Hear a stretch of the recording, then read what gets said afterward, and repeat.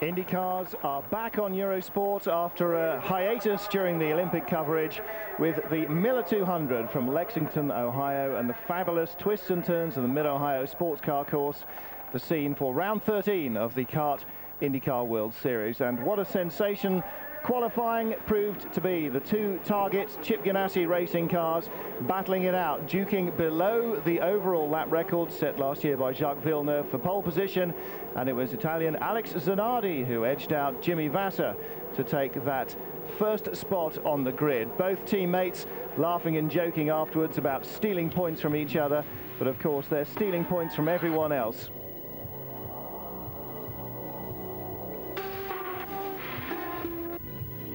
Now, in Jimmy Vasser's rearview mirror are three drivers who have dominated on the road courses this year. Christian Fittipaldi, 52 points and 2 podium appearances. Gilles de Ferran, 65 road course points and a victory at Cleveland. And this man, Al Unser Jr., 25 of 31 of his race wins taken on a road course. So with 4 races left, all of them on road courses, is Jimmy Vasser going to see them in the mirror or disappearing into the middle distance ahead of him? Well, that is something that is going to be answered, hopefully, during the course of this afternoon. Now, you can see the scene live there at Lexington as the cars get pushed away. And here are the point standings. It couldn't be closer if a Hollywood scriptwriter had a hand in it. Vasser and the recovering Al Unser Jr., after a dismal early season, are just separated by a single point. Brazil's Gilles de Ferran and Christian Fittipaldi hot on their heels as the cars go away on the first of their green flag laps. And the whole grid represented here, with the exception, of course, of Emerson Fittipaldi. There are the two men on the front row of the grid, and Alex Zanardi closest to us with that fastest slot. Now, new on the grid for the first time in IndyCars, we just saw Max Papis, and there Jan Magnussen, the two new boys. Magnussen in the what would have been Paul Tracy Penske, and Max Papis moving over for his first IndyCar start. He will miss the next round, though, as he goes back to defend his joint lead of the IMSA Championship Series. Now, speaking of Emerson Fittipaldi, these pictures from the last race at Michigan, of course, now familiar the world over. I think the most looks like I'm not going to race again. I will not race again. I'm not 100% sure because I need some more reflection, but I got a very strong message from the Lord. Well, after a long, successful career that spanned championship victories in IndyCars and, of course, in the 70s in Formula One, it seems as though Emerson Fittipaldi has been given a life-saving, perhaps, message. That's certainly the way he has taken his survival from near death after that Michigan shunt. And you heard the words there, as had been possibly anticipated. Emerson Fittipaldi seems to be out of IndyCar racing, but very much at the forefront now, Alex Zanardi and Jimmy Vasser, using their Honda engines, using their Reynard chassis, and using their Firestone tyres to dominate qualifying. Brian Herter came closest, but like Michael Andretti, ran out of good, fresh rubber to use in the battle for the front row. Third row of the grid, Christian Fittipaldi and Scott Pruitt, followed by Greg Moore, who looked very feisty in qualifying, and another of the Rahal team cars, Bobby Rahal, with countless miles on this road course under his belt on row 5. Working our way back down the grid, all Brazilian row 6, with Bozell and Maurizio Gugelmin. Row 7, Britain's Mark Blundell, and another Brazilian, Gilles de Ferran, and he's a man like Blundell who should do very well on this tight, twisty course. Al Jr. has won the last 2 races here, but starting 15th on the grid. Chances look slightly more slender. Jan Magnussen, excellent on the outside of row 9 in his first ever IndyCar start. And Max Papis, the other brand new newcomer, the other new rookie, the fastest of the Toyota-powered cars, right behind him. Best of the Eagles was Juan Fangio on the outside of row 11, and PJ Jones lines up directly behind him on row 12. Eliseo Salazar returning to IndyCars and making up the back of the grid along with Hiro Matsushita. So as the drivers perform the traditional tyre warming ceremonies, the view ahead, and again from the nose of Bobby Rahal's car, around this very picturesque course, tight, twisty, and a lot of blind brows. The drivers are really going to be earning their living here. Jimmy Vasser following his teammate, and there's a shot that Jimmy Vasser won't want to have seen repeated. Hopefully after the flag he will want to get right ahead of Alex Zanardi. And then we'll be ready to go. The two Target Ganassi cars on the front row. Well, and everybody's jockeying right now. They're trying to warm up their tires. They got to get them a lot of heat in them because they go into the S's, a lot of tight corners right there. The reason they start on the back straightaway is because that front straightaway is so short. They want to give everybody plenty of room to sort themselves out and have a good, clean start. Boy, there's a great view as now downhill. Green flag should lie just ahead. Zanardi surges way ahead. And they go green. So Zanardi pulls way ahead right at the start. And now into the first corner. Puff of brake smoke. DeFerrin gets in trouble, goes off course. And that's a very dangerous section. Fortunately, he wasn't up to top speed, but getting that car out of there is going to be very difficult for Gilles DeFerrin. And remember, he's one of the key people in that points fight. Well, that really cost him right there. Like I said in the beginning of the show, you got to get maximum amount of points. You can't have any problems go. He's not going to do a very good job in here. That sand's supposed to get in there, and he'll lose too much ground. If he doesn't dig in, he might get out of there. Here's what happened. Coming down into the green, look way over to the right there. At the back of your screen, that black, see, he locks up. He just locks up. And he taps the car in front of him that looks like it was one of the Pac West cars. Grugelman. And he just locked it up. He just got in there too deep. And the course marshals are reporting that Mark Blundell has a flat tire. We've gone to full course caution right here on the start. That's going to help Gilles DeFerrin. They'll be able to get him out of the sand trap, and hopefully he will be back into the race. So a very unfortunate start for Gilles DeFerrin, and Mark Blundell with a flat tire. Well, it doesn't seem that flat from the pictures here, so it was clearly the other Pac West car. No. It was not indeed Blundell, but Gugelmin, as Danny Sullivan correctly called, and that was him being tapped up the back by Gilles DeFerrin. And Gilles DeFerrin locked up so hard and so early, perhaps he had a problem other than just brain fade. Just at the bottom edge of the picture, this big puff of smoke, and he cannons in as if he's on a different lap entirely, and he's fully up to speed. Now this huge runoff area, of course, is all short grass, and that means no grip whatsoever. He did get it going in reverse, but then stopped. I rather thought perhaps he had the momentum to get out of the gravel traps there. Gugelmin right at the back of the field. Gilles DeFerrin, of course, stranded, beached, and although he was still in the car, may be left in the gravel traps. The yellow's out. They threw the yellow, well, 100 yards into the first run. So Alex Zanardi, that great, if somewhat over-ambitious start perhaps. Quite how the start has let him get away with that, anybody knows. He is already losing that advantage. The rest of the field closing right up behind, of course. So he'll have to do it all again. One lap down, one less lap to go. But effectively, the race still... Break for Gilles DeFerrin. We'll just wait with the crew and see what happens. Paul? Well, the crew sits there, they wait. They have no idea what might be occurring on that race car, what damage there might be.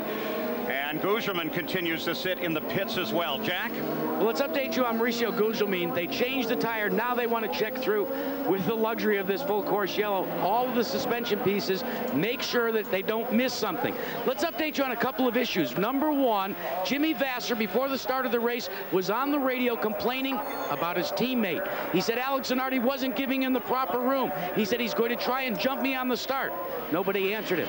There's also been a major change in Alex Zanardi's pit crew today. You see, earlier today, Rick Davis, who changes the inside rear tire, they think he may have suffered a broken foot while he was pushing a big toolbox out here to the pits. So the team has had to scramble. They've added Simon Hodgson to the inside front tire changing position, moved Rob Hill. Remember Rob? He was the guy that came down with Lyme disease. He's moved to the inside rear, replacing Davis, and Philby will stay right where he's been. And green flag comes out as Zanardi leads him down. Look at Ray Hall and Ribeiro as they both jumped underneath of Greg Moore. Greg Moore's got some kind of a problem. Everybody went by him. He was getting past. He was that bright blue and white car that you saw on the outside of your screen. He was getting smoked. Michael Andretti chases Brian Herta back to the front. The 4 cars, the pole sitter Alex Zanardi. There is more, and he's in trouble. Remember that rookie points battle we were telling you about. 1 point separates Zanardi and Moore. Another story. Farron is in problems in terms of trying to catch up. Now Moore, some sort of mechanical problem that's going to affect that fight.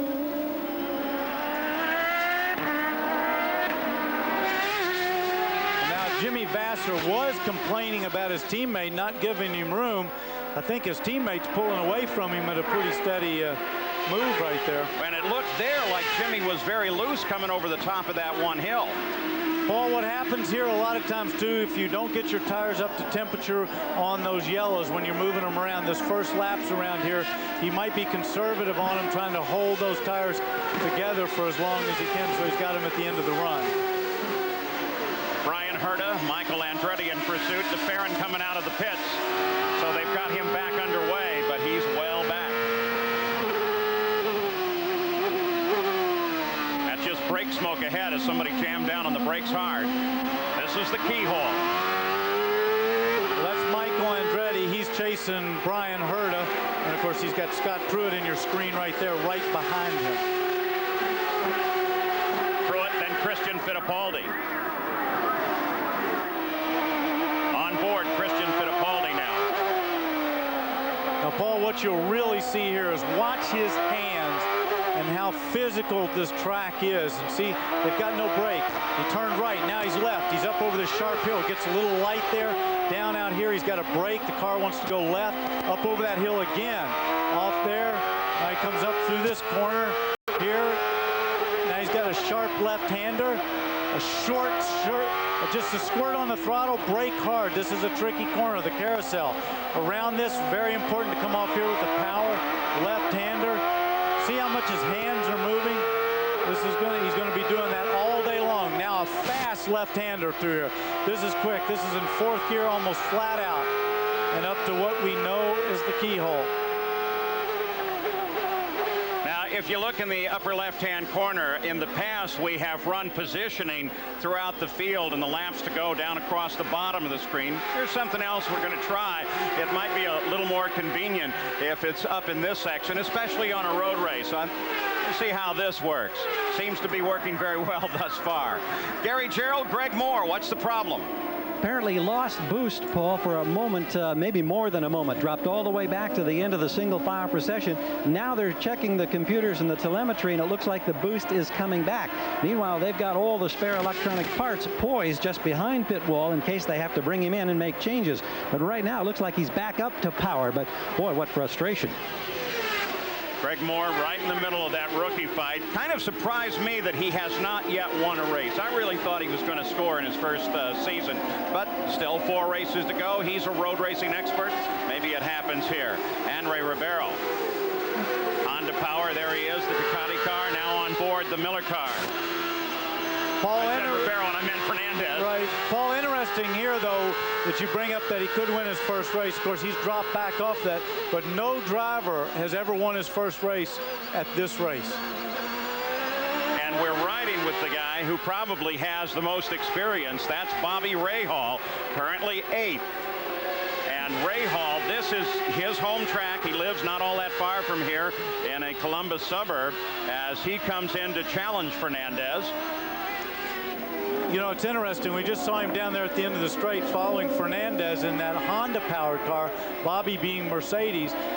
Mercedes found that here at this place at the end of the straightaway, they had the fastest trap speeds of any of the cars out there, the Mercedes-powered cars. So I think we're going to see those guys a lot closer to the Hondas than we've seen in some of the races previously. Now the report from the pits is that Mauricio Gugelmin is out with suspension problems, so he's the first retirement of the day. Al Unser Jr., look at this, starts 15th, up in 9th. So Jr. very much aware of the championship, the 2-time defending champion at this track. While a rookie may never have won it here, Al Unser Jr. certainly knows his way around, the winner the past 2 years.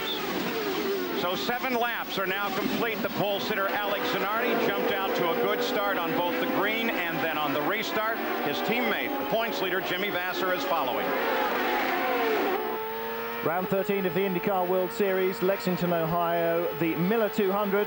And we're riding with Michael Andretti, 2 times a winner, but that was 5 and 6 years ago in this race. The last 2 years been won by Al Unser Jr., and he is already up from his grid starting position of 16th to 9th, reinforcing his abilities on this circuit. Poleman Alex Zanardi leads from second man on the grid. Jimmy Vasson, we've already had 1 retirement. Mauricio Gugelmin cannoned into by Gilles de Ferran at the back of the grid. When de Ferran, there's his nose cone, lost braking. You can see Mauricio Gugelmin there in the pit lane with Gary Gerald. We'll go back to the Americans and find out what is going on.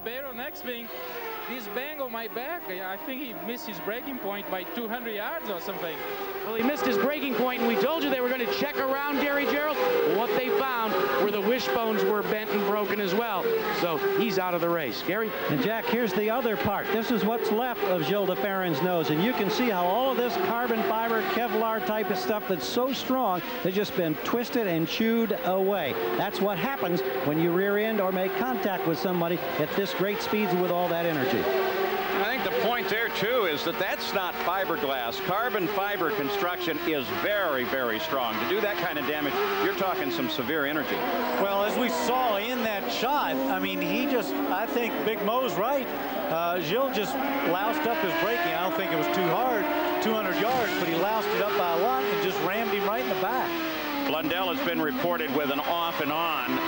Split off the course, got right back on at turn 2.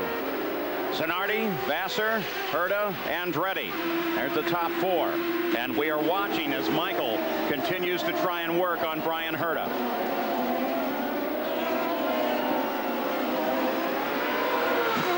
That's the pit straight. That's where the finish line is. Under this bridge, nice sweeping fast turn. That's a really fun corner. That's the fastest corner on the track. You take that in 4th gear, it's almost flat out. But what we're seeing here really is that the 2 Chip Ganassi cars are gone. They've checked out. They've gone down. See, they're down the straightaway. We've got a visual right there. Now here comes 3rd place. That's quite a distance with this much, with only having gone, what, 11 laps. But see that battle in there, if you like. Look at this. Bobby Rahal taking a look to get around Adrian Fernandez. Looks to the outside of Fernandez. Not quite enough room there, but very definitely Bobby's on the prowl. This one has closed in to be a little tighter battle than that one we were watching up front. Look at Rahal right there. And look who is right behind him, who's benefiting from this. Al Unser Jr., Gilles de Ferran, but I think he's about 3 or 4 laps down. So de Ferran in the middle there, Ribeiro right behind him, and got a problem with P.J. Jones, a fire at the back of that Toyota-powered car. So the Castrol car pulls to the side. There is the Indycar safety team right there. There's a smart guy. He knew exactly where the fire station was, if you like. His car is on fire. He knew it. He could feel it. That's why he locked up the brakes. But he pulled in right where the fire truck was. That's one of the things that they tell you back in driver's school, and it's a rule that never changes, is it? Well, they tell you, and you know where these guys were. Saw how he bailed out. He could feel that heat. So P.J. Jones out of the race. Lon Bromley is there, the fellow with his back to us right now. He is the director of these safety teams, does a terrific job. Some of the best in the world at getting down on top of a car and doing what is necessary to keep that driver safe despite what may have happened. And by the way, for PJ's only his 3rd DNF of the year on a team that is with Dan Gurney working developmentally on that engine. You can bet when they get to the winter season, there's going to be a lot of work done, a lot of drawing. They're going to come back next year very powerful. Let's go to the pits and Gary. Well, we're just checking in on the progress of Al Unser Jr. We had speculated that perhaps they might incorporate some unusual pit strategy, meaning that they might take an early pit stop and make it a 3-stop race, a short fill, which is a quicker stop, and then get back out so that he might cycle into the lead factor. But because Junior's been so good in the early laps and had vaulted from 15th up to 9th, it looks like now they're going to plan on a 2-stop race. They think they're within sight of the leaders and can run with them. Let's go to Jack. Well, as we take a look at the onboard telemetry for Scott Pruitt, is currently posted in 5th place. It's not changing, folks. Why? The onboard telemetry's gone away. They're not getting anything back here in the pits. Add to that, they had a real brief scare in the first lap when the dashboard went out, Danny Sullivan. But Scott Pruitt changed the battery, made a change. The dashboard's back up, but they have to work the radio to find out what the car's doing. Well, I got to tell you, though, once that race starts and as busy as Mid-Ohio is, and you want that dashboard, it's not critical around here. Because of the practice, as many laps as he's run around here, he knows his shift points. What he's focusing on right now is that car in front of him and the car behind him. He'll just take any warning lights for anything else. What about that decision by Allender Jr.'s crew? You think that's going to play out? Well, I do, but I think what's great about racing, and particularly IndyCar racing, is you got to think on your feet when something happens. And with him moving up from 15th to 9th, Roger made the decision, hey, we're in a good spot, we're going to go with 2. If he had still been back in 15th, they might have decided on a 3-stop race. The aerial footage for this weekend's Miller 200 is being provided by the Miller Eagle airplane. There it is. Hi, guys. How you doing? Thanks for the great shots. It's its inaugural broadcast test flight. Give us some rather unique aerial footage for the fans. So that is the plane up above. Here is Max Pappas. That's the 25 car, and that's way too early.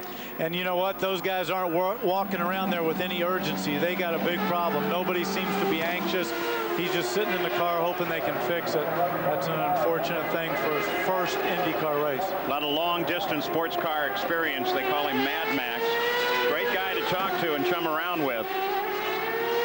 We go back up now to the front of the field. That is Jimmy Vasser. You're on board, and we look ahead to try to find his teammate. Well, there he is, Alex Zanardi, and it looks like he's spread it out even more. Paul, one of the things, though, that Jimmy's probably thinking about here is that Zanardi's out there in front. He's a little bit quicker. You can't catch him. He's pulled out. He's got to think championship. Sit there, drive the car as comfortably but as hard as you can. Don't lose too much ground for another yellow or something like that, or to take advantage of something that goes wrong, but to get away from those other guys and score the maximum points. Well, Gary, Max Pappas started 19th. He was able to move up to 18th and then into the pits. Apparently a clutch problem, Paul. That's what they've been chasing. They've tried to look through some of the linkage that they can get to, and it looks like maybe they've had some success because now the starter is poised under the rear wing, and they may be trying to fire it up again in a moment. We're just hanging on to see. He started to unbuckle, then got decided no. They're making a wing adjustment, and I think they're going to try to fire it up and get him back on course. Oh, no, they just had a problem there. As he began to spin the starter, the clutch wasn't engaged, and the car lurched forward about 6 feet. No problem. Everybody got back. Well, there is a reason, of course, that we call them rookies. They are new to the series, and it's very hard to learn. There is Jan Magnussen. Look at his run up from 18th to 14th. Now he'll move over to Emerson Fittipaldi's car. After this, Paul Tracy will come back into that car, and then we're going to see him over really in the Hogan car for the remainder of the season. Then what? What is his background? What is he about?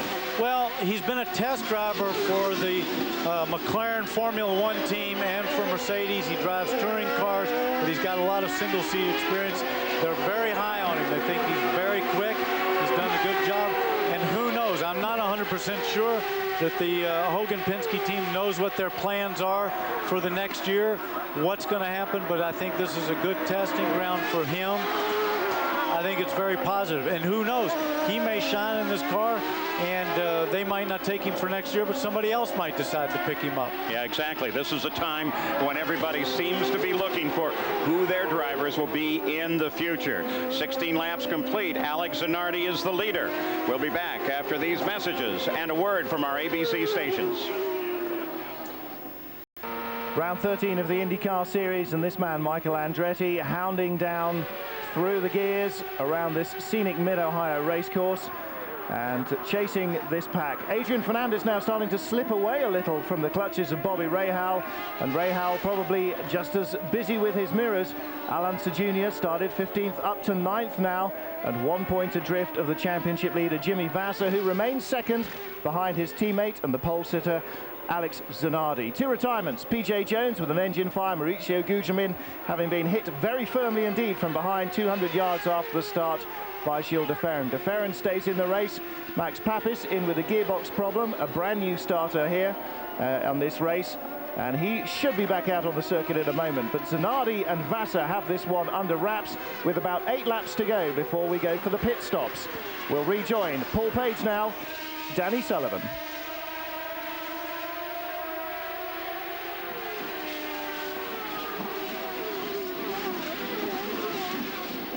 Red and green car. He doesn't want to lose too much ground to him, because he wants to pick up those spots, especially with Jimmy Vassar running in second. Looking down on the long straight from the Honda Helicam. Down there is the start line, the finish line, of course, over on the pit straight, and Bobby Rahal continues to have Al Unser Jr. right there. De Ferran is still a bit closed in. Jack Arute, are we getting anywhere close to stops? Yes, we are, Paul. Tom Anderson radioed to the current point leader, Jimmy Vassar, who runs in second. Let's come in on lap 30. That's what they're planning to do. But Alex Zanardi is being cautioned right now to remember about overtaking traffic. Let's not forget, out at Michigan in the Michigan 500, the wide line in the push condition that puts Zanardi in the wall while leading Gary Gerald. Couple of updates here, Jack, as we look ahead to the first stop. I think some of the Goodyear teams, which include Christian Fittipaldi, Michael Andretti, Brian Herta, Bobby Rahal down at our end, qualified on option tires, a softer, stickier compound. You have to start the race in what you qualified. Now, when they get to the first pit stop, many of those tires are going to go to the primary version, which is a little harder compound. So a tire change for many of these teams. And a quick follow-up, Paul, on Pappas. He thought it was a clutch problem. Actually, it was the dead pedal, a footrest, if you will, down in the box that apparently broke. So they refueled him and sent him back on his way. And Pappas is out. He is 3 laps behind the race, along with De Ferran. Actually, Pappas now flashes as 2 behind, and then De Ferran 3 behind, watching for the leaders as they make that move through 13. And you can see already Davy Jones is being caught by Zanardi, and now we look back through a couple of other cars, Salazar, Mashushta, and then the second place Jimmy Vassar. The interval was at about 3.9 seconds, now expanded out as they get into traffic to 4.3. Well, something you have to be very careful about in mid-Ohio is traffic, because there's really only one good passing spot at the end of the straightaway that Jimmy Vassar is just coming on to. But then you get frustrated in those tight corners because there's some openings, but if you take them, you're in trouble. For about 5 years when I was racing, the race was lost by just moves like that right there, where the guy would chop him and he'd knock the leader out of the race. Jimmy Vassar trying to make his way around Eliseo Salazar, but doing it very carefully. Report from the racetrack now regarding Robbie Gordon. As he came past the pits a few moments ago, they said the engine was running rough. Here's a way to find out.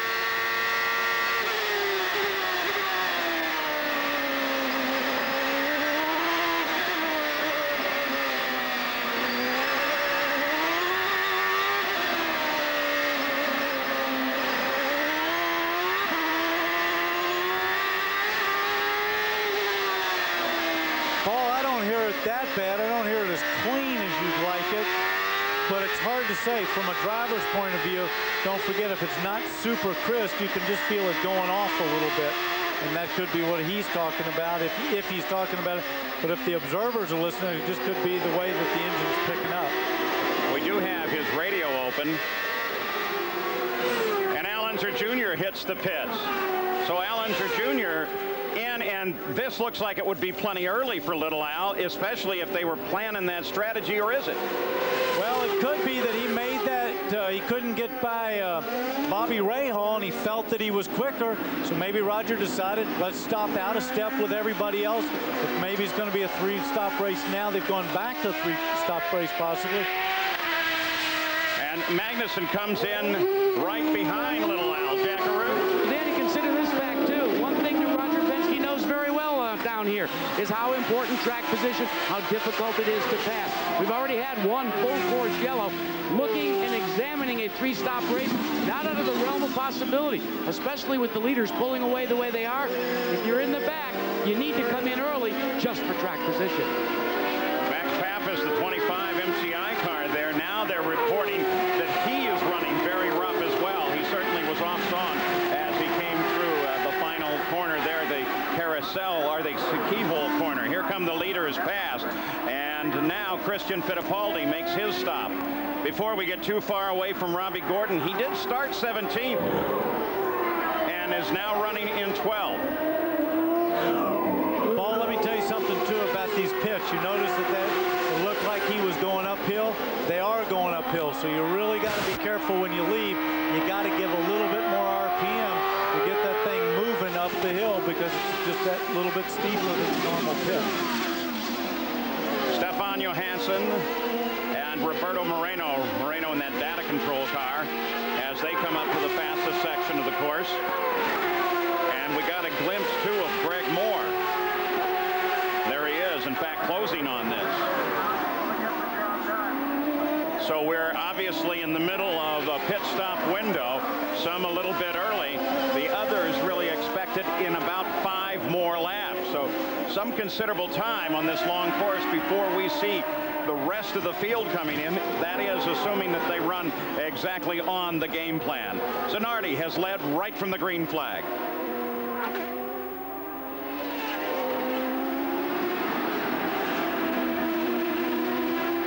So for European fans, a tactic, of course, we're so familiar with in Grand Prix racing. If your driver can't get past on the track, get him in the pits.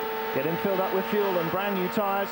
And of course, for a lot of these drivers, those are genuine race tyres as opposed to the softer option that they used in qualifying and then started the race with. So they'd have been towards the end of their life anyway. So good thinking indeed by the combined forces undoubtedly of Al Unser Jr. and Roger Penske. A clear track, some slower cars to get past rather more easily than the highly competitive Bobby Rahal and Adrian Fernandez. Now sitting alongside, or in fact on the roll cage of Michael Andretti as he works his Newman Haas loader around, and see how often the cars get onto opposite locks, something we're not used to seeing in the Formula One coverage that we see, of course, so often here on Eurosport. And down into the pit lane he comes. So another early pit caller, lap 26. The leaders are on, Alex Zanardi and Jimmy Vasser, and they too on the softer option tyre. Waves away the drink. He really wants to get this out as quickly as possible. Scott Pruitt's team look ready for him. And in comes the number 20 car. So Pruitt stops from 5th position. And indeed, Pruitt and Christian Fittipaldi, the only men in the top 6 running out of their qualifying position. Pruitt 5th and Fittipaldi was 6th. And that's the reverse of how they qualified. The top 4 remains Zanardi, Vasser, Herta and Fernandez. And the pits start to come alive now as the leaders come round midway through lap 26. Tear off, torn off, and back out they go. Greg Moore into the pits and out again, and seemingly no recurrence of his fluctuating boost problem. And Robbie Gordon's engine still sounding as if it's got the requisite number of cylinders and the due amount of boost. As we ride with Robbie, let's pick up the commentary with Paul Page and Danny Sullivan. On board now with Michael Andretti at the Miller 200 from Mid-Ohio. He just went into the pit, so did Scott Pruitt. So 2 Ford Cosworth cars have pitted a little ahead of what you anticipated. And we still have not seen, though, they look like they're on their game plan. The Honda cars, most notably Zanardi and Vasser, are probably due in a lap or 2. What I'm also seeing here, Paul, is I think people are getting more tire aware than we thought. And I know I talked with some of the Penske crew, particularly Richard Buck, right before the stop. They're worried about how long these tires are going to last. Right in the middle now of some of the stops, Jackaroo. The reason for Alex Zanardi coming in as early as he is, he was planned to come in on lap 29. He was bottled up in traffic, guys. The crew talked to him, said, rather than battle with the traffic, let's just come in here, make the tire change now. The crew goes to work. Now remember, this crew has been changed just a little bit. The rear tire changer, well, he's making the change, no problems. Just waiting on the fuel. They're talking to Zanardi right now, saying, take it easy. And there's the word, 14.1 seconds, he's off and away. As Zanardi joins back onto the race course, Vasser, of course, did stay out, and that will not give him the official record lead for a lap, because as Zanardi came into the pits, he Vasser, but Jimmy Vasser is the physical leader on the track right now, but he's due in at the end of this lap. That's right. It'll take him for a second for all this to kind of get scrambled out and find out. We'll have to wait for a few minutes just to see who got the better stops and how it played out on the track. So Jimmy Vasser due in. And the stops here are, of course, the time due in, but not coming in. He's going to lead a lap. He now crosses the finish line. He's the official leader at that point. So he got a lap under his belt. Now, if this was NASCAR, of course, he'd get 5 points for that. And we mentioned that Joe DeFerrin looked like he was giving it a very hard ride. Apparently, he did get together on the circuit with Hero, and there is some right side damage being reported now to DeFerrin's car. We have not seen him head for the pits. In fact, he just flashed down the pit straight. There he is. We'll look for that. Nothing obvious at first glance on the right side of the car.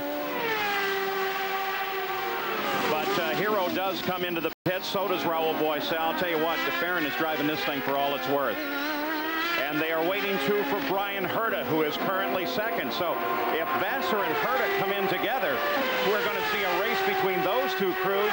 Plus, where is Zanardi going to be as they join over in the first turn? This is going to be good. Going back on board, Jimmy Vasser now. Here's where There's he'd come in. carousel. Here's where he'd come in. Yes, he's coming into the pits. So Jimmy Vasser makes his turn for the pits, and Jack Arut's there. Already, Tom Anderson is telling Jimmy Vasser to be nice and easy. Watch for the traffic coming in. He hits his marks. Now, he's already radioed in that he does not want any changes, just a full tank of fuel. They radio over to him to make sure he resets the fuel button. Jimmy Vasser, now knowing that he's got a drag race on his hands, trying to beat out. Let's go to Gary Gerald. Brian Herta in for his first service. They're going to stay with the option tire. Michael Andretti on his stop moments ago changed to the primary. Al Unser Jr. put primaries on the front, state option on the back. 13.8 seconds. Bobby Rahal also in behind him, getting his service. A problem on the right rear wheel. Now they get it in shape, and Rahal starts to move. Well, for Herta, you couldn't ask for a much better stop. That was good work by the crew. You may have noticed from the aerial that Zanardi did come across the line and well ahead of Vasser when Vasser came out. So Zanardi reassumes the lead, and then Vasser chased out, and then Herta. So the order should not change when they come around to be scored at the start-finish line again.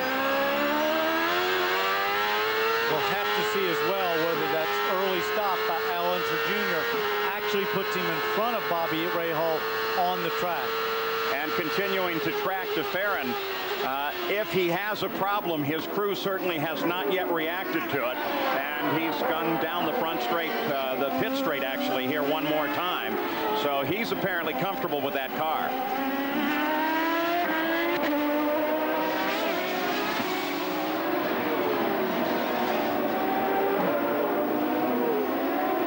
Bobby Rahal, 11th.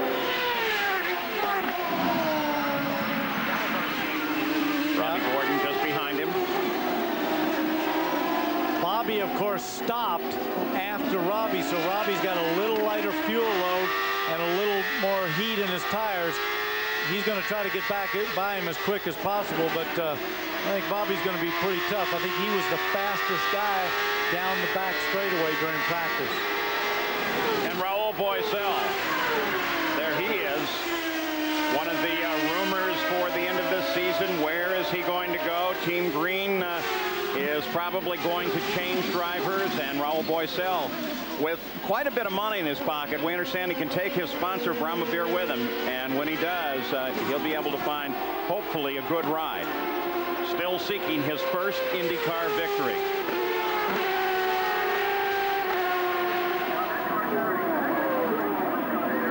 And following up, too, on the Emerson Fittipaldi story, you know, he's watching down in Miami, and we're going to place a telephone call to him very shortly here. Find out what at least he thinks today, if not what he really thinks about his future. I'm going to look forward to talking to him because his line's been so busy since his accident. I haven't been able to actually get through to him. just leave messages. So Emerson, if you're listening, we're looking forward to talking to you. Hope you're well. Oh, he didn't give you the private number, huh? Hey, we have the private number. Christian Fittipaldi and Little Al, and this is a battle for the 7th position between those two cars, and it's the best fight on the course right now.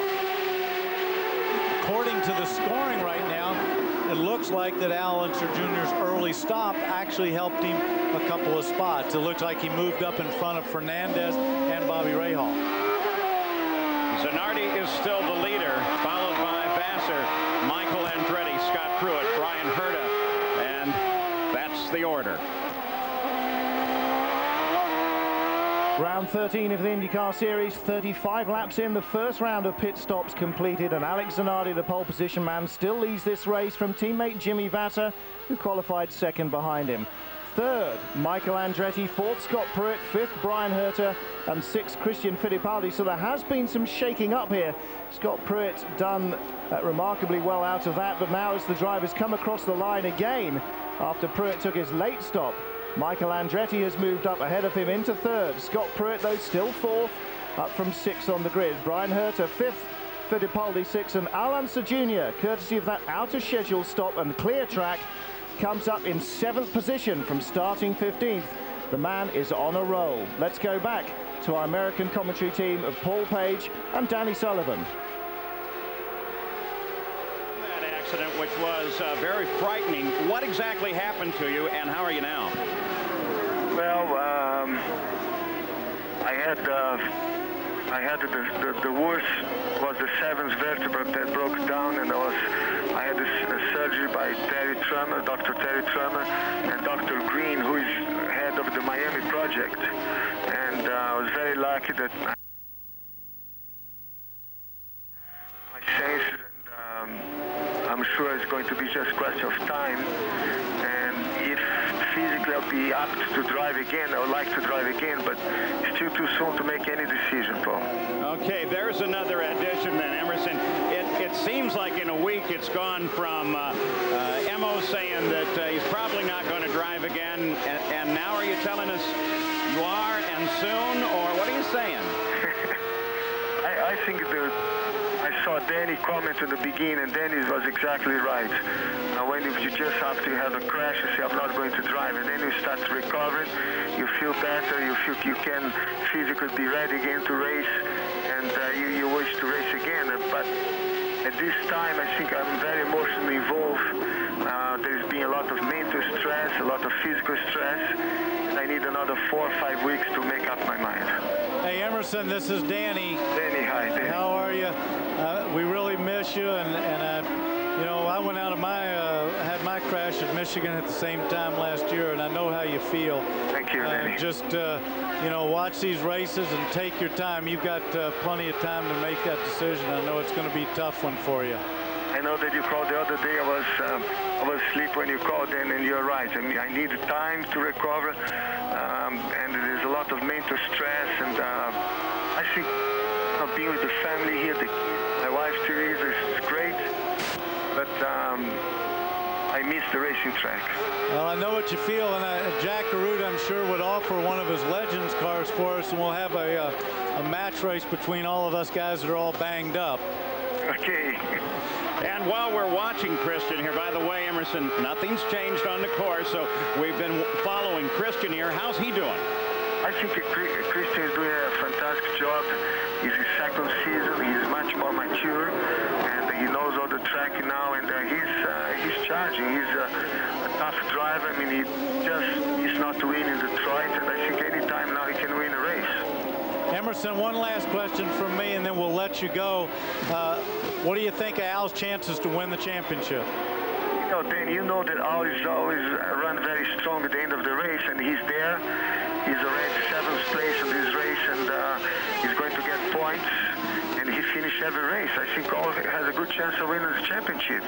For sure, Jim Vassar potentially is the most likely can win and be the new champion, but Junior will be there. I mean, the pressure will be there, and Marlboro Team Penske could be running very strong in the next few races. Emerson, thank you very much. I look forward to talking to you soon. We missed you, Elmo. We hope you get back real quick. Thank you, Paul. Thanks, my friend. And now, just moments ago, take a look at the leader back there in the back as he comes up behind Moreno and locks the brakes up big time. See, Paul, that's what I'm talking about. You always have to watch the traffic around here. It's so tight, and the traffic has taken out so many leaders in this race in the past. He's really got to be careful. So this is second place Vassar, who is 5.5 seconds behind the leader, Jack. Well, here's what's going on with Chip Ganassi talking directly to Alex Zanardi, the leader. He's counseling him about passing that traffic, as Danny Sullivan talked about, but they are in a fuel conservation mode.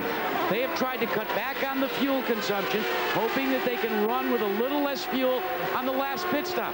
Not because they need to save fuel, but because it'll take less time for the pit stop. But what they've told Zanardi now, after having that problem, is don't be afraid to go to full fuel if you've got to make a pass in traffic. Guys? Interesting piece of advice. I wonder if he'd go to full fuel or if he'd hit that magic button, Jack, that you discovered what it was for, because if it's for 10 seconds and gives it more fuel and more RPM, that would give him enough just to pass the car down that straightaway. Well, listening to Chip Ganassi talk back and forth, hasn't said a word this week about the button, but he is saying go to position 6 if you need to. Go to position 6. What is position 6? That's full fuel mapping. As soon as they make the pass, Chip gets on and says, now back to position 4. That's conserving a little bit fuel. You know, there's 6 different fuel maps on board these Hondas. And of course, what that also means why he's going is they're watching the telemetry in the pits. They can tell when it went to full rich. If they're trying to conserve full fuel, then they'll just turn it back down immediately. And of course, ever since, well, look at him smoke the brakes up ahead there. So now it's still Zanardi leading, and Vassar's closing in just a little bit. We'll be back after these messages and a word from our ABC stations.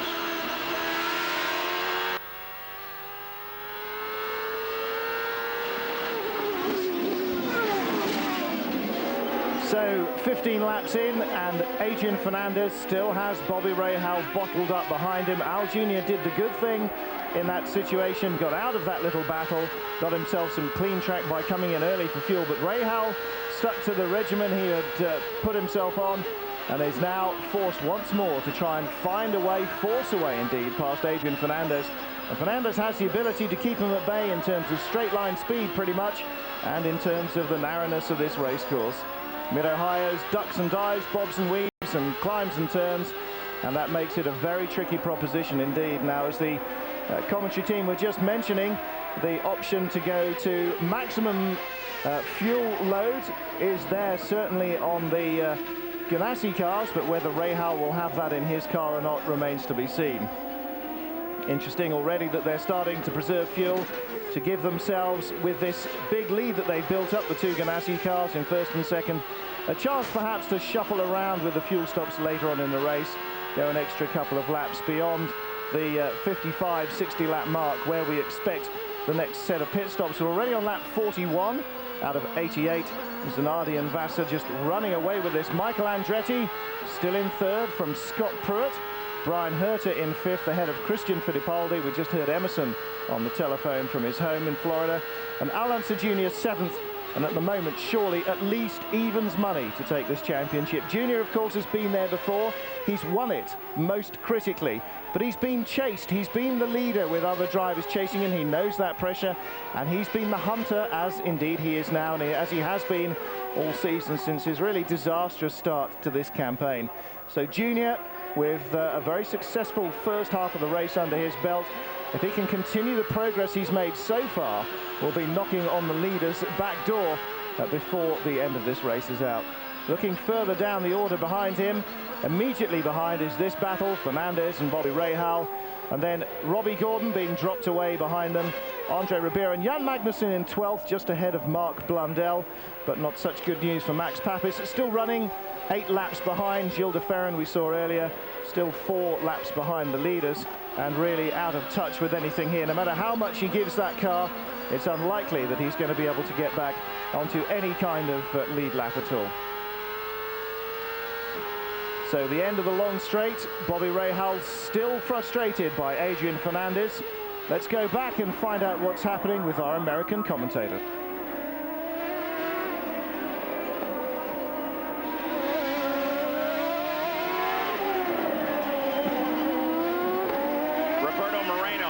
Now fallen by the wayside with a gearbox problem, so he is out of the run.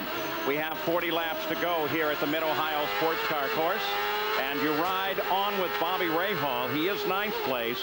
Just ahead, that is Fernandez, and the two of them have been battling rather constantly for the past 5 or 10 laps.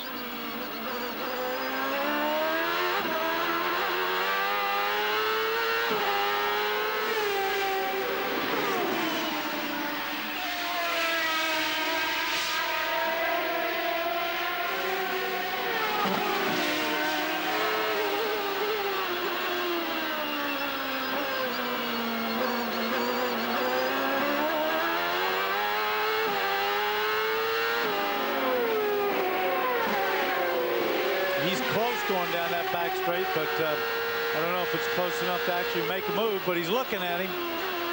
Not quite enough. Still not close enough. He's almost got to be back under that rear wing. You saw him fall out a little bit earlier, P.J. Jones, and now he's with Gary. Okay, what was the story on that fire? What caused it? Well, we were in the hot seat a little bit there. I was just going down the back straightaway. We were getting better and better with the car, and started smoking a little bit. And I looked at the rearview mirrors and saw some flames. I thought, well, I better get out of this thing before it catches on fire. And stopped. The safety crew did a great job getting the fire out. We've talked so many times about this Toyota developmental program. You've stepped up. It looks like you've had more power the last couple of events, even from when you tested here. Right. I mean, we gained about 2 seconds from when we tested here. And, you know, the car's working better. The motor's a lot better. You know, we really need the off-season to get our car better and get our motor. The off-season comes, I think we'll make great strides. Thanks. Thank you. I think a lot of people expect that. Bobby just making an attempt right there. He wants to stay as close as he can, but see, Fernandez just pulled out a little bit. Good comparison. Here we go. Now Bobby's going to take a look. He's going down the outside. Fernandez is blocking to the inside. Bobby does a great pass right around the outside. There's where experience on this track really pays off. You wouldn't think that was possible, especially considering after the first of those turns, it's off camber. You can fall right off the racetrack. This one track, though, you can go around the outside there because then you're on the inside for that left-hander up over the hill, the second part of the S's, and it is banked there. And like you said, Bobby's got a lot of experience around there. He's probably done that move a couple times before. Absolutely beautiful move by Bobby Rahal as he makes the pass on Fernandez. That Allentor Jr., he seemed to close on him very fastly. See Al's car moving there a lot, but Bobby seemed to close in on him incredibly quickly right there. And he closes again under braking. I don't know, that kind of looks like Al Jr.'s having a little bit of problem getting into that corner. Bobby's going to go by him, I believe, right here on the straightaway. Al's going to try to hold him off, but he doesn't have quite enough.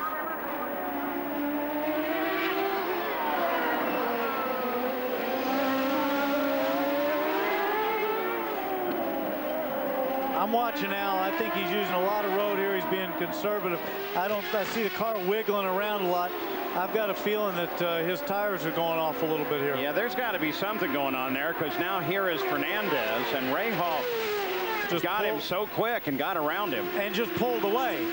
And Al had been out there comfortably in front of him. I've got a feeling that his tires are going on, so he's probably trying to conserve it as much as he can.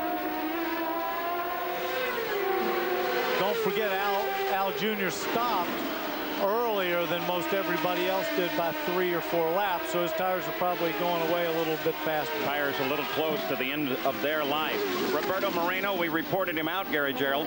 Yeah, we thought maybe it was a clutch problem. Roberto, I understand that was not the case. What was the problem? Yeah, well, the data control Firestone car was running fine. It was running very strong, stronger than in qualifying. We made a very good setup. The tires were lasting fantastic. We just had a good pit stop. Unfortunately, changing gears, it's like something broke on the gear shift, and it got stuck in one gear. you move the linkage backwards and forwards and nothing happens. So was the end of the day for us, unfortunately. We'll be back the next race next weekend. I appreciate it. Thank you, Paul. Mexico's Adrian Fernandez all over the back of Little Al now. Boy, that was some close racing in there. I mean, Little Al might have some problems, but he is not going to give up. Jack, you have something? Yeah, it's exactly what you thought, Danny, and it's exactly what I thought about the early pit stop. He's got 3 more laps on those tires, and according to Richard Buck, this is his quote, this is the price you got to pay when you gamble on track position. The tires are going away. So Al Unser Jr. now has to fight the race course and his tires. What he has to be careful of too, though, Paul, when he's that close wheel to wheel, if he takes a chance and touches, don't forget Jimmy Vasser's up in 2nd place right now. Al Jr. has dropped back to 8th spot. He does not want to lose those points. Fight is for 8th. It looks like Fernandez may take it here as he comes inside a Little Al, under braking and slides past Robbie Gordon just behind him there. Now, will Gordon be able to overhaul Little Al? Now, look in the upper left-hand corner there. If the race were to end now we know it's not going to end right now, but as we continue to track the championship, well, Vasser, by nature of his position, and Little Al, as a result of the struggling he's going through now, Vasser would surge ahead in the points. I think that's right now, but I still think there's a lot of racing to go. Just something to think about. Just a little something for the future. Well, but the thing is interesting. While you're thinking about that, so are the teams, but so are the drivers. They're actually out there analyzing where they are. They know what position they're in, and they know how important those points are. I believe that's also, as I mentioned earlier, why Jimmy Vasser's probably being fairly conservative. Now lining up behind Little Al is not only Robbie Gordon, but here's the LCI car, Andrew Ribeiro. And Raul Boisel, apparently a problem. Not yet off the course, finally takes a dart off. Here comes Ribeiro moving inside of Robbie Gordon. And they touch as they come through the corner. Here comes Magnussen, looks like he got him too. I don't think that Robbie actually touched. I think he had to hit the brakes so that he didn't hit him. Geez, I thought I saw that. We'll listen here. Magnussen hit me. But he... I'm going to come in, push it back down. Push the steering rod back down. I'm going to come in and pit. Take tires, guys. Be ready. See, he said that Magnussen hit. Straight the steering rod into the fuel. Well, it looks like they're... down. It doesn't have a big crease. Just push the steering rod back down. Steady, steady, steady. Easy now.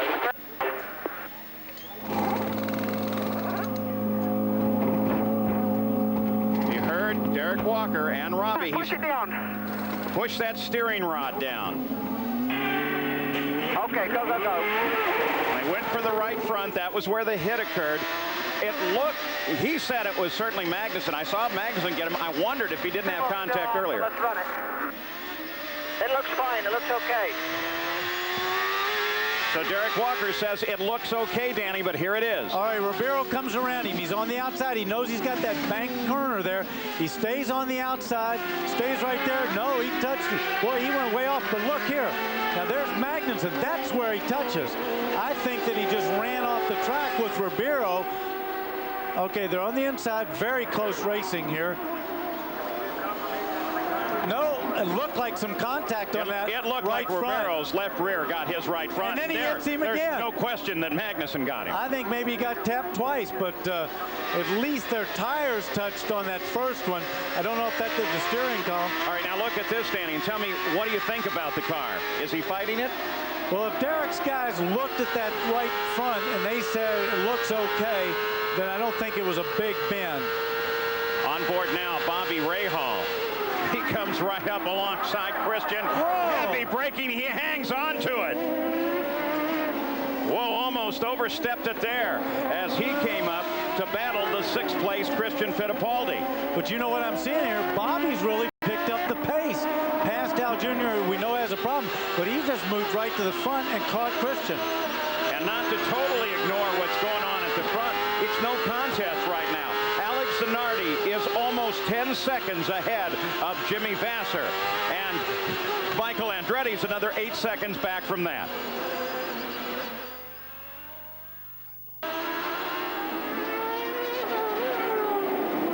Welcome back to round 13 of the IndyCar Series. And it's turning into a real wheel-banging barnstormer. And this man, Bobby Rahal, right in the middle of it all, 52 laps into this race, and he really is the man on the move. Now up into 7th position and hounding down Christian Fittipaldi. He's already blown past Adrian Fernandez and Andre Ribeiro.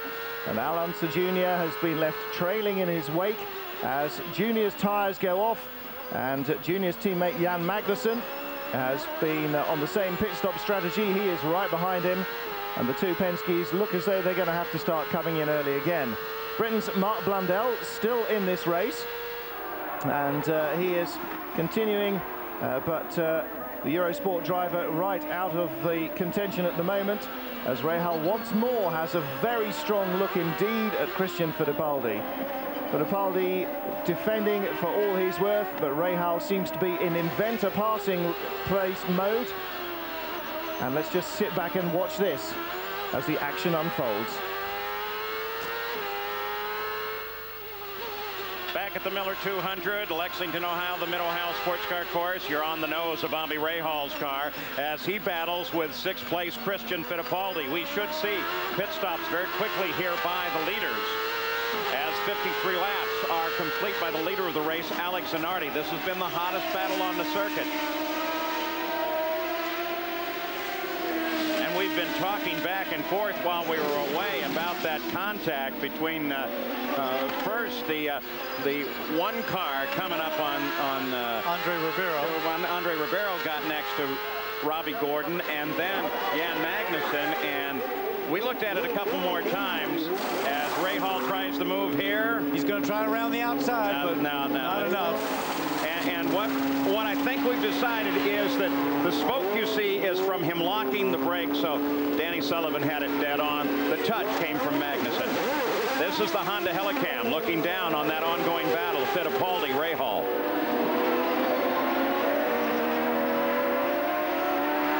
Paul, we also had some help from our back in the trucks, didn't we, on that one? They kind of played it back, and we had some opinions from Steve Bynum. We had the benefit of replay, and everybody got into it. Everybody got an opinion. Whoa! No, that was Bobby just going around the outside to have a dash into the pits. Oh, boy, did that scare. Oh, boy. Gary, you there?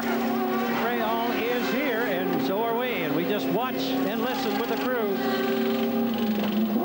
This should be the final service, but they've got to make sure they get the full 40-gallon complement.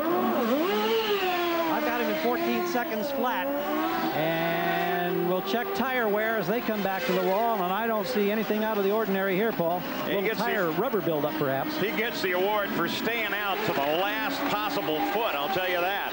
He was right up behind Christian and then swept into the pits. So Rahal makes his service. There's his tires as they come up. They look pretty good. Goodyear, by the way, has a new tire they've been working on, and they feel like they're getting in much better shape in that battle with Firestone. Here's your leader at Zanardi. Michael Andretti, who is running 3rd place, heads for the pits as many of the teams now make their stop. Here's Michael.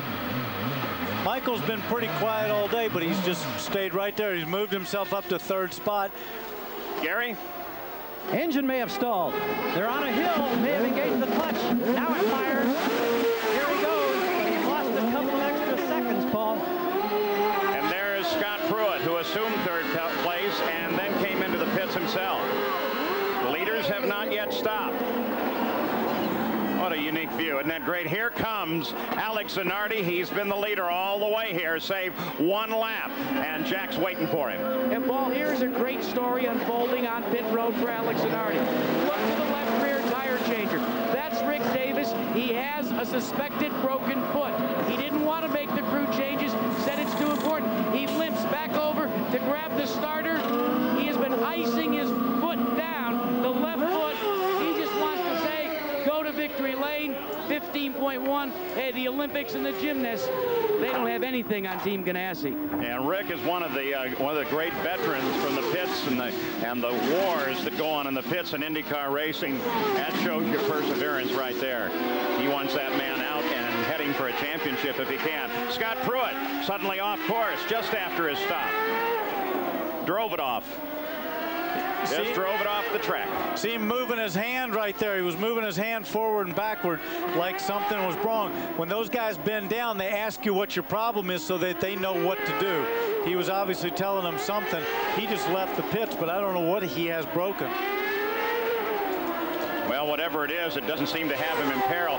That smoke, that probably really, that's just heating up under the cowling there and not really an issue. Oh, they've gone for...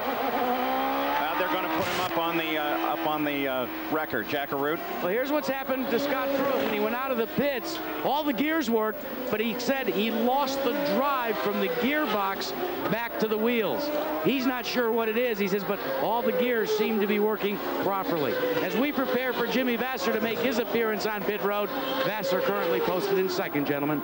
Well, Jimmy Vasser assumed the lead of the race, and as he came across the line, Zanardi was in second, 20.4 seconds behind, still coming up to speed.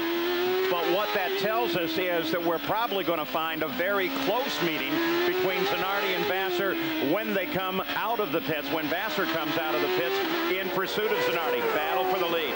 Remember we mentioned Rick Davis, the fellow with a broken foot. Let's go back to, there he is. Did his work for the day, puts it back in the water. Nice going, guy. As I'm fine. Don't forget, though, in this pit stop, they take around 13 seconds, 14 seconds, but you still have to get into the pits. As we see him coming in right now, he's got to slow down. He'll go on the speed control button so he doesn't go too fast. Make that stop, 13, 14 seconds, and then out again. And Jack, here comes Vasser.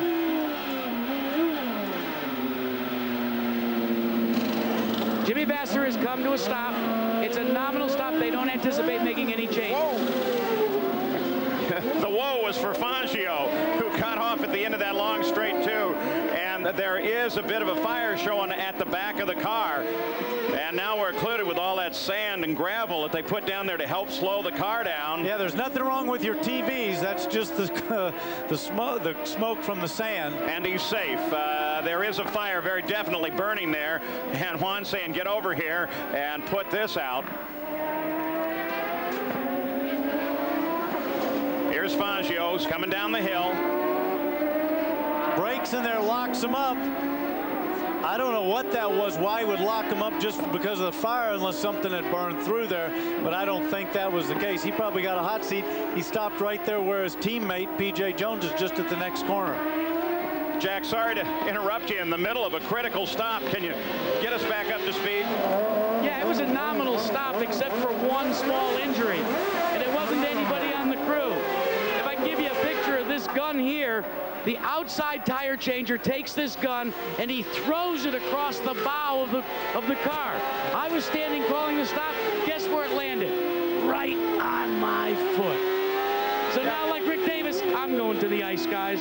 I was going to say, you better just stick your foot in that ice right there with Rick. You guys can talk, and you can give us a report for that next pit stop. And give me that list of guys who want to be pit reporters. Let's go down that one. Jimmy Vasser, you're on board with him now. Came out behind Alex Zanardi, now positioned 11 seconds back from Zanardi in second place, followed by Ribeiro, and then Michael Andretti and Brian Herta, Bobby Rahal. 59 laps complete. Second round of stops done as well. 13 of the IndyCar series. You're watching newcomer Jan Magnussen on his first IndyCar race, and what a showing he's putting in. Now ahead of Al Unser Jr. on the race course. I said Al Unser Jr. must be better than Evans' favourite for the championship, and thereafter his mercurial move up the field has turned into a slide down into the lower relegation zone. Magnussen, after the stops, now on lap 60, is 11th. Junior 2 spots behind, 13th place. And between the pair of them, although not shown on the race course on the standings, is Mark Blundell, Eurosport's man, in 12th. Up front, though, Zanardi leads Jimmy Vasser by 12 seconds, and Michael Andretti is making progress in third spot, but he is better than half a minute behind the leader. There goes Magnussen past Gilles de Ferran, repassing Gilles de Ferran. Mark Blundell right behind him there in the Pac West car. And those two guys as close can be, 11th and 12th position on the road. Adrian Fernandez being hounded by Greg Moore, and the rookie championship leader looking in even more impressive form at the moment. Alex Zanardi with the race lead under his belt at the moment, though, certainly scoring maximum points towards that series.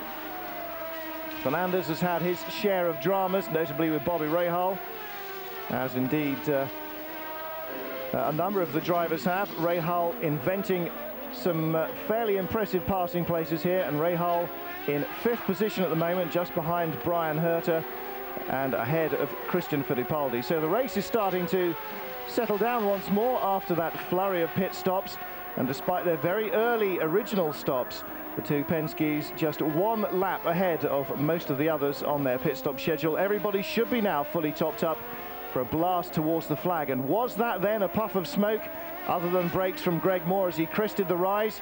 Let's watch it pan out and see how he lasts.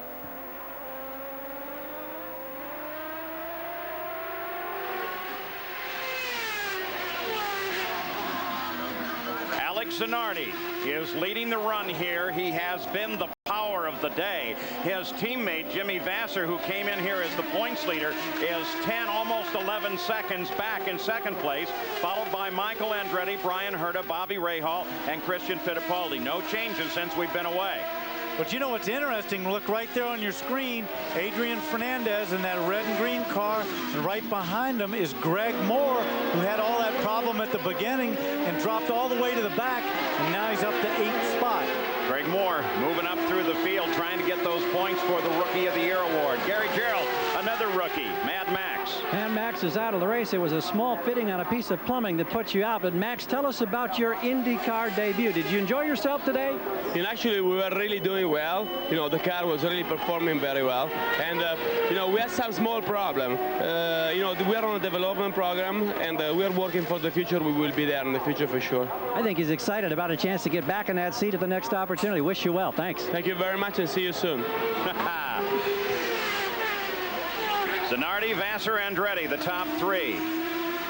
No contest at the front, but here's Fernandez and Christian at it again. And this, of course, is for 6th.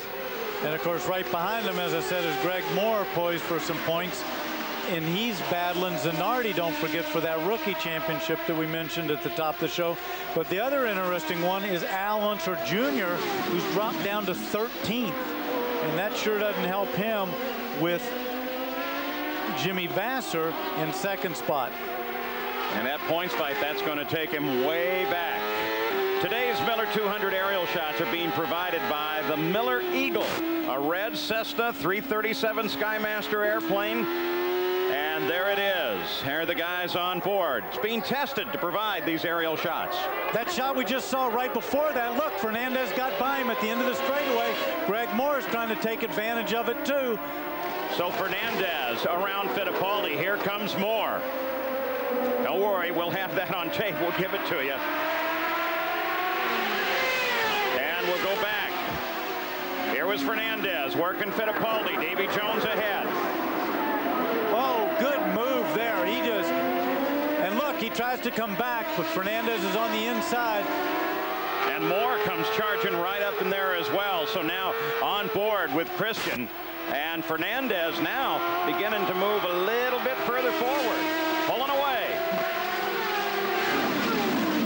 Greg Moore wants to have some of that too. He doesn't want Fernandez to get away. He wants to move up that spot as well. Fernandez kicked the back end out as he came around the keyhole. Now Moore working hard on Fittipaldi. He's going to take a look, but look, Fittipaldi goes to the inside like he did with Rahal, but Moore's going to go right around the outside. What a great move. So Moore makes his move on Christian Fittipaldi, and Magnussen, replacing Paul Tracy at the wheel for this race, was up to 11th and is in trouble. Here's what happened, Danny. Coming up to the keyhole, he goes in there with Mark Blundell, Looked like he passed him, and Mark came back on the inside, but he's in a dangerous spot, so I think we're going to have a full course yellow. Exactly what we have. Cross-checkered flags at the finish line. And that will slow the field, bunch everybody up, put Vassar right behind Zanardi on the race course. Coming up after this, just 3 to go, all on road courses. The coverage will be on ESPN. And there they are next week, and then in Vancouver, and finally at Laguna Seca in Monterey.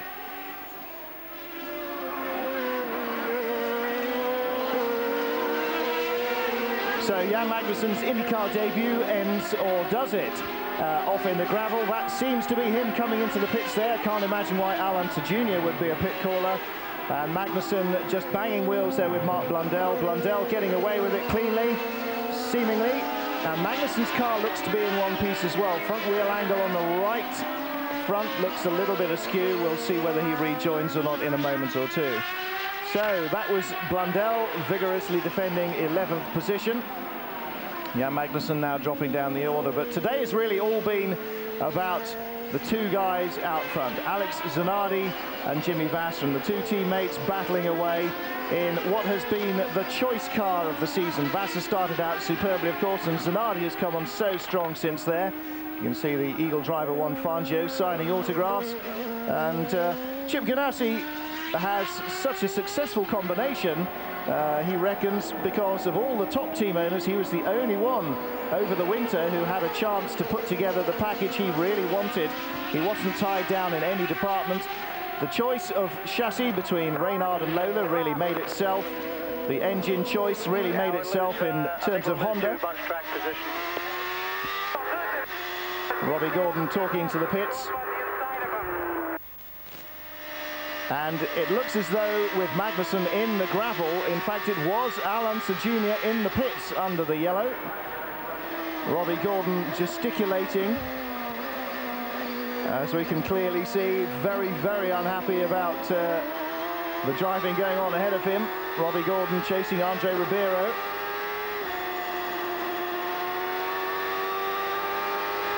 And saying, for God's sake, get your foot down and catch them up. I think being the gist of the message there. Ribeiro doesn't seem to be driving a Volvo estate, but it's having the same sort of road rage on Robbie Gordon, the same sort of road rage effect. They are dropping away from Fittipaldi and Greg Moore, and they really need to pick up a bit of speed. As long as you're the last guy. So Robbie Gordon still in contact with the pits, and now trying to get his foot down a little bit. So Chip Ganassi then, with all the options open, the only tough choice on his part was to change from Goodyear and best buddy Leo Mayall's tyre company to Firestone, but he made that on business grounds. And the choice of drivers apparently made itself. Alex Zanardi introduced himself to Ganassi during the course of last year and was so pleasant to Chip Ganassi that Ganassi said, I've just got to look at this guy seriously, and ended up hiring him. So there's a story there, a lesson there perhaps for racing drivers. The pushy approach not always the way. Now Jan Magnussen back in the pits. Al Unser Jr. still down in 13th, so whatever his pit stop was for, we don't know. And that flash looks as though it may have been Mark Blundell making a pit stop as well. Ironically enough, a couple of laps later. Back on board with Michael Andretti. Andretti third now, and right up with Alex Zanardi, and immediately ahead of him, Jimmy Vassar. Let's go back now to rejoin the last stages of this race with Paul Page and Danny Sullivan.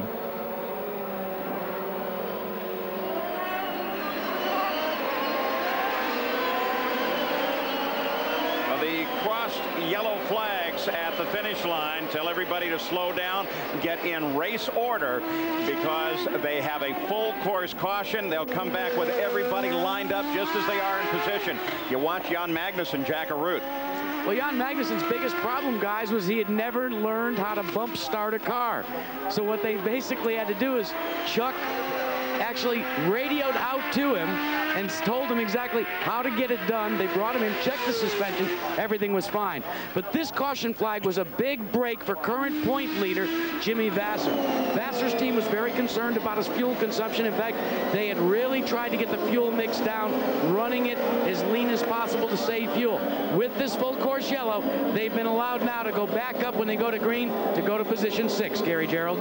Well, Jack, it's interesting. The crews get on the radios and they talk to their drivers and they get them in a new mindset because everybody's getting used to this new rule, the way they line up, because it puts all the leaders together. No lap cars to contend with. The crew telling Brian Herta, in fact, get in behind Michael Andretti, and Bobby Rahal is right behind you, and they're telling him Rahal is fast. Remember, you're racing Michael and you're racing Rahal. So that instruction's being passed along here as everybody gets set for this wild dash to the checkered. It's a shot up there. See, that's concrete. There's asphalt on the inside. Then it goes to concrete. Look at the rubber laid down in there. That's got to be fairly grippy. And coming into this championship day, 17 different cars had a shot at the championship, at least mathematically. We're back green for a final sprint now to the end of the run. And Zanardi led them back. Vasser was right there, but Zanardi had the advantage of rhythm back to the green, and he's pulling away. Still, they're lined up as they come into the keyhole. Zanardi, for a rookie, has really learned how to do restarts. He has been great on restarts every time he's been in the lead. Zanardi, Vasser, Michael Andretti, Brian Herta, his teammate Bobby Rahal. There's Brian as he works on Michael, looking for third place. No, too far on the outside, but he's in good position now. He might be able to get him coming off of here. But look at that, right behind him is his boss. Well, that explains it. You got your boss watching you, Bobby Rahal. You're going to have to go as fast as you can. Not only that, his boss is running very quickly right now, and I don't know if there's team orders here. What do you think of that one? Could you imagine the boss radioed over and told you to move over for himself? I'd move over. I'd move over right away. You know, you might get the ride in the future years. You have to play it careful. But I'm not a championship racing driver. There again, I think I'd have radio problems. And you are a championship driver. Zanardi, Vasser, they're both across the line. Michael Andretti holds on to his third place despite the challenge from Brian Herta. Bobby Rahal down working on his teammate Herta. Fernandez behind Rahal.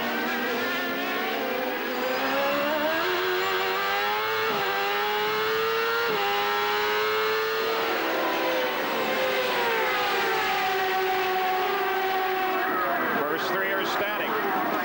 Herta's trying to close in. Here's the rest of the field. Greg Moore tries for a move on Christian Fittipaldi. He did that once before. I don't know if Christian's going to go for it twice, but he's dropped a spot because he was in front of Christian at the restart. Robbie Gordon closed on Ribeiro as they came into the corner. These four are right together. 70 laps are complete. When you're behind, that's the one great thing about having a full course yellow. It gives you a chance because it bunches the field back up, and you got a chance to race with those guys again. Danny, there's a lot of talk about the full course yellow and the putting them back in race order. How do you come down on it? Well, I think it's great because I think the disadvantage, the number of times you get disadvantaged at it is a lot slimmer than the times that you actually get an advantage of. And I think that the guys who have been working to get their position should hold on to that position. Well, they're all tight now coming off of that full course yellow with Zanardi, the leader, and he hasn't pulled out all that much. He's only 1.1 seconds ahead of Jimmy Vasser.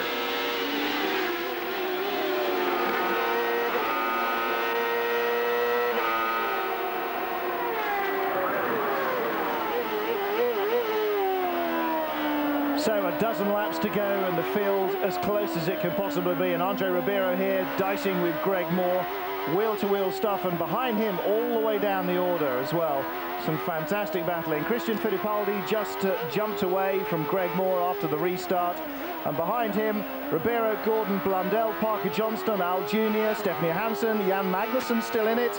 And past Ribeiro comes Robbie Gordon. So there's still wheel-to-wheel all the way through here.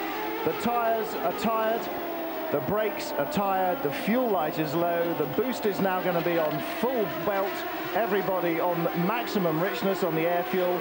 and we have got a great race in prospect for every single position on the racetrack, perhaps with the exception of Gilles de Ferran a lap down, or 3 laps down in fact now on the leaders.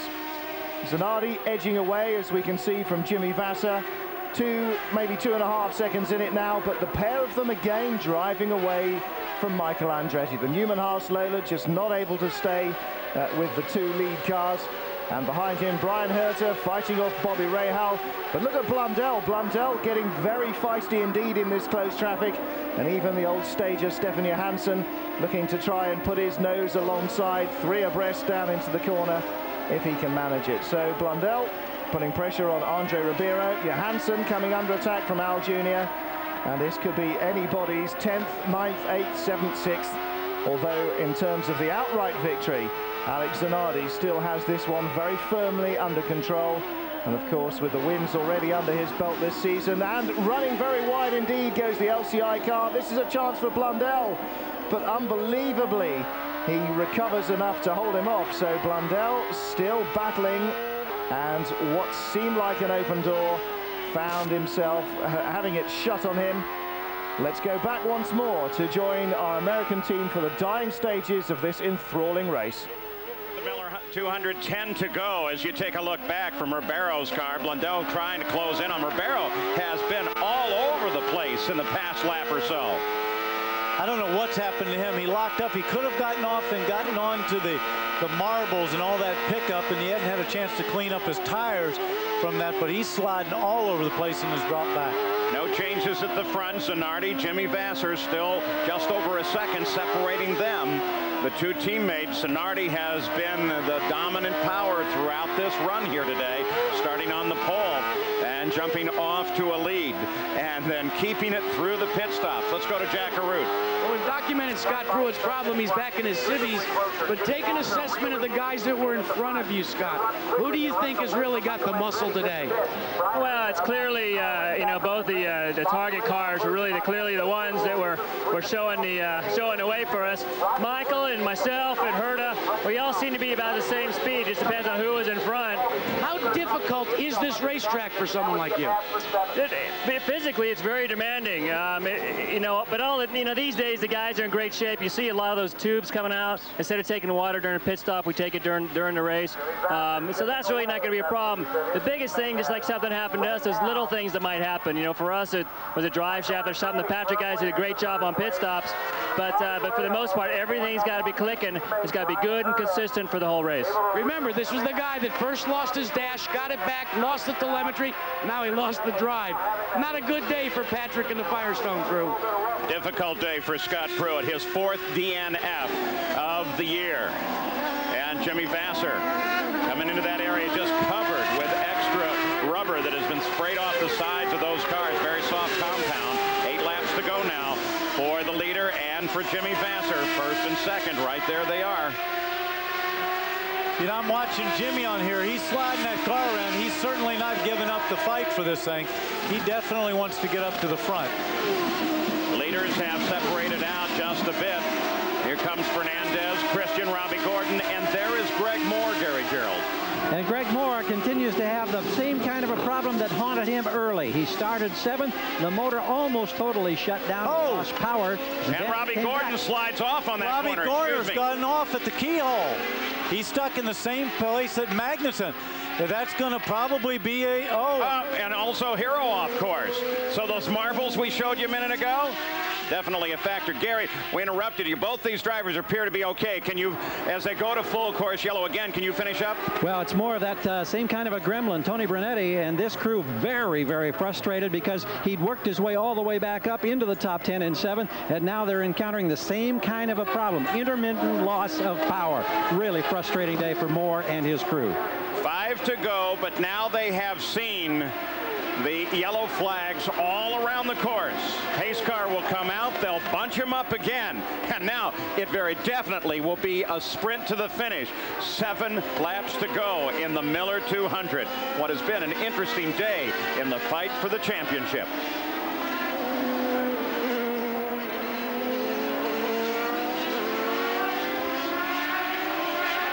Well, doesn't that picture just sum it all up there? the steering wheel hurled away in disgust, kicking the car. He'll probably kick himself later as well. It seems, though, as if, certainly from the body language, there was a mechanical disaster just behind his head. Now, there were reports an hour ago that his car was running rough. It seemed to be continuing at speed unabated. Maybe that was just the beginning of something going wrong for Robbie Gordon. Entirely unrelated incident, I would think, by Hiro Matsushita. He was a couple of laps shy, in fact 4 laps shy of the lead lap. Look how far Robbie Gordon hurled the steering wheel. These guys certainly are fit enough. Replay now on board with Gordon, coming down the main start straight. Engine still sounds good, still has drive, still has power. No, that's it, it died. Just then and there it died. He switched it off, and that was all she wrote. Greg Moore goes by, and so too do the rest of them. Now the laps are ticking away. Lap 76 already, a full course yellow on, and only 83 to go. So this is going to come down to the restart, the final restart, and that would seem to be Jimmy Vasser's only chance. He's led 2 laps here during the pit stops when Alex Zanardi was off the track and in the pits, out of sequence with him, obviously. And other than that, he has led none of this race whatsoever. Zanardi dominated in qualifying with a new course record. Jimmy Vasser got under the old course record but was unable to match him. And so it seems again, Zanardi has got enough experience now to get a decent restart. Michael Andretti on current showing is unlikely to be quick enough. Zanardi, Vasser, Michael. I'll tell you, there's a lot of guys going right now with all this stuff because it's come down to the last 3 laps. And here is some high-tech race fans. They have their generator, they have their television, they have their little DSS dish. They're having a great day. They got the best all coverage. How you doing out there? And they're sitting at the first corner so they can watch them up that short chute, out of the keyhole and down the back, and then pick them up on television. Portable satellite coverage. Who would have ever thought? So now it's going to be a sprint. A mere 3 to go when they come back to the finish line and the green flag already. Tim Quintal, the starter, is anticipating the cars coming off of the carousel through 13 and heading toward him. And this restart could mean so much. Zanardi fires it up. He moves. There comes the green flag. A critical 3 laps for the entire IndyCar season. Alonso Jr. doesn't make a move as he comes through 1, stays in line. Zanardi again gets a great start, but Michael Andretti is up challenging Vasser. See his hands turn there. He had a little back end coming out, had to correct it.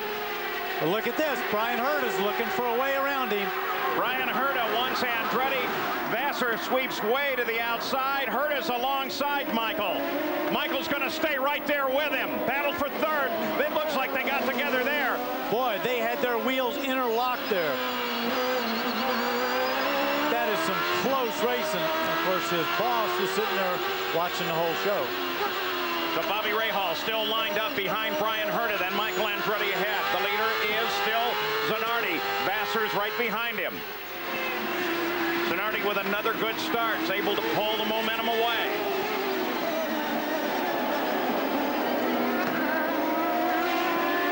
As they come around now, 2 laps to go. 2 laps to go. No change in the order. Still keeping an eye on Little Al. Still 12th. That graphic in the upper left-hand corner, it takes a little bit for the computer to process it and update it to 2 laps to go. It's now done that. Little Al working on Parker Johnstone. Battle for 11th, battle for a point.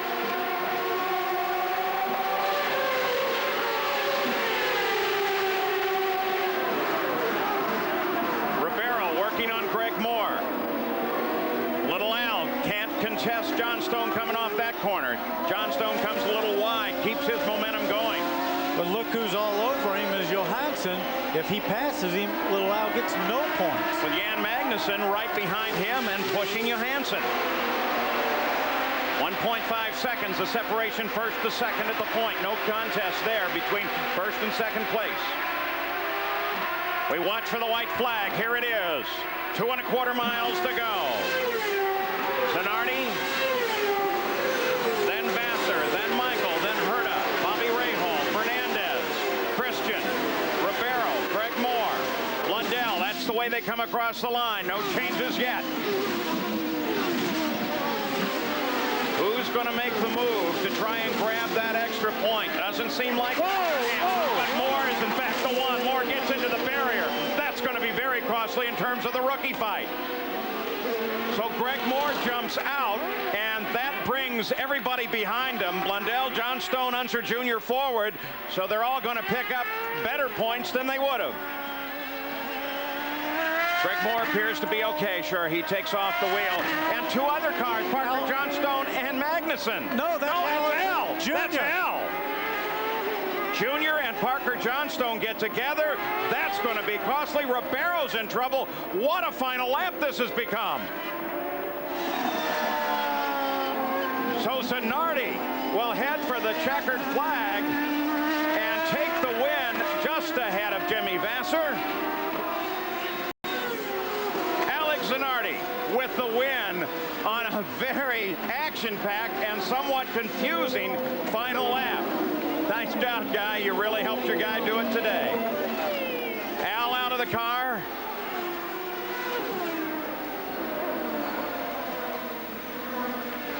Well, we're going to need a dozen replays at least to try and figure out who hit where and whom and why and wherefore. But there is the winner, no doubting that. Alex Zanardi, Jimmy Vassar in second position. Greg Moore throws away valuable rookie points. There was never a gap there, really, in all seriousness. And let's have a look now at Al going for it down the inside again, over-ambitious. And Stefan Johansson and Jan Magnussen goes through into 12th position, I think. Jan Magnussen probably picks up his first IndyCar point on his debut. So Al Unser Jr. now may live to rue that before the end of the season. And Parker Johnstone, okay, it was the last lap. Everybody's dander was up, a racing accident, and he gives him credit for it. So what a sensational finish. The Chip Ganassi crew couldn't care less who hit who, because neither of their guys hit anybody else. Alex Zanardi wins it. Jimmy Vassar takes second position, and Vassar extends his championship lead. Let's work out the way that it goes now. Vassar in second position now has 128 points in the championship, and Al Jr. still 111. So